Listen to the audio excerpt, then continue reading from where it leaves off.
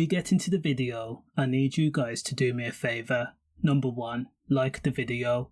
Also comment, let me know your thoughts on the story. Born February 22nd, 1975, Stephen John Port is a man with caustic tendencies. Responsible for the aims of at least 4 men that we know of, Stephen John Porter is a bona fide serial K. Few crimes has been as inhumane and devastating as what Stephen did. Dubbed the grindr killer, he is one of a few men that was told by a judge that he is to face a whole life order, meaning he's too dangerous to ever be free. Now, Stephen Port committed the cold murders between June 2014 and September 2015. In the span of roughly 15 months, Stephen created accounts on Grindr and other adult apps. He adapted his profile to target young males. Now, reports say that Stephen would contact dozens of men a day on a popular dating app. The 47-year-old was born in Southend in Essex before he relocated to Dagenham in East London when he was 1 year old. In school, former teachers categorised Stephen Port as quiet and a bit of an oddball and a loner. He never really had any friends due to the fact that Stephen was a bit immature and childish. He carried that on through to adulthood. Now, Stephen's neighbours described Stephen as an oddball and peculiar. He was often seen playing with children's toys such as Hot Wheel cars and action figures. Stephen did not socialise with people either and rarely spoke freely. If he did, his voice was soft and meek, and he struggled to look people in the eyes when conversating. Now, Stephen found comfort in the familiar surroundings of his flat once he moved out of his parents' home when he was 31, and then moved into his own flat in Barking, instead spending his time on his laptop, internet dating or watching adult movies, till the point where it became a bit of a fantasist and obsessive. As a teenager, Stephen wanted to be an artist, but it proved too expensive. He then studied to become a chef. His everyday life was work and then straight home. Stephen worked as a chef at a Stagecoach bus depot in West Ham. Through the tools of the internet, 6'5" Stephen Port liked men who had soft features and boyish charm. He himself, who appeared on Celebrity MasterChef in 2014, wore a blonde toupee to appear young. Soon, adult movies were not enough for Stephen. The thrill of certain genres wore thin, and Stephen needed a new fix. He needed something more. So, on Grindr app, Stephen contacted 23-year-old Anthony Walgate.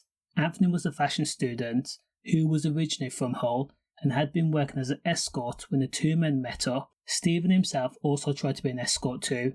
Now, the two men met at Barking Station after Stephen pretended that he wanted Anthony's services, and the fee was £800. Anthony then went back to Stephen's Barking flat.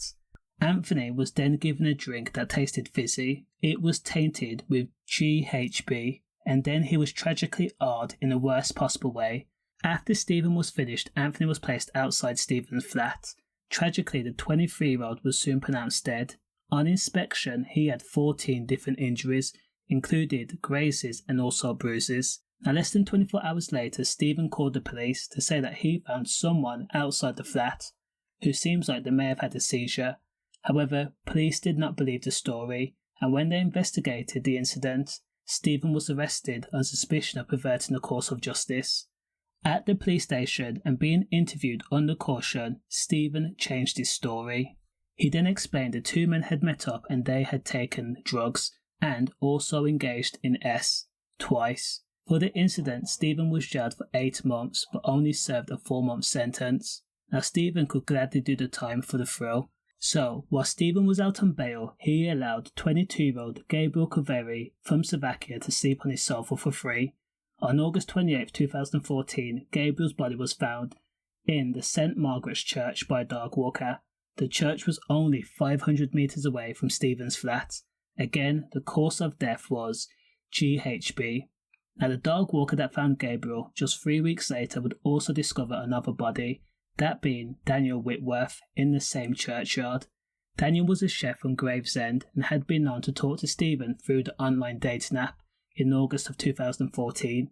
The two men then met up in September. When the dog walker found Daniel, there was a note found on his persons that said, "I, Daniel, am responsible for the M of Gabriel, which was an accident during a session." The note also says that Daniel had taken his own life. Ironically, when police inspected the note, they believed it, and the cause of death was classed as non-suspicious. Daniel's death was again ruled GHB overdose. Jack Taylor was Stephen's third victim. Stephen Port had used grindr to contact Jake. The two men then met at Barking Station at night.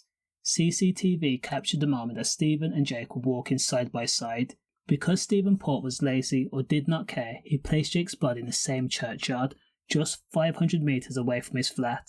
Police investigated and failed to make a connection between Jake and the other victims. Again, the cause of death was GHB overdose. Now Jake's family were dismayed and conducted their own private investigation. Things like CCTV footage was acquired, and they happened to find Stephen's searches and of course messages back and forth, and also character statements regarding Stephen Port and a bit of his oddball behaviour. This led to Stephen's arrest in October 2015. When police checked the various CCTV from the 3 deaths, a local police officer recognised Stephen in all 3 CCTV footage. Stephen Port was jailed and then told that he would serve a whole life sentence when he went to court. Just to give you an idea of how demented and wrong Stephen Port is, while in Belmarsh jail, he formed a relationship with an inmate called Richard Huckle. Google him. Condolences to all his victims. Stay safe. Safe.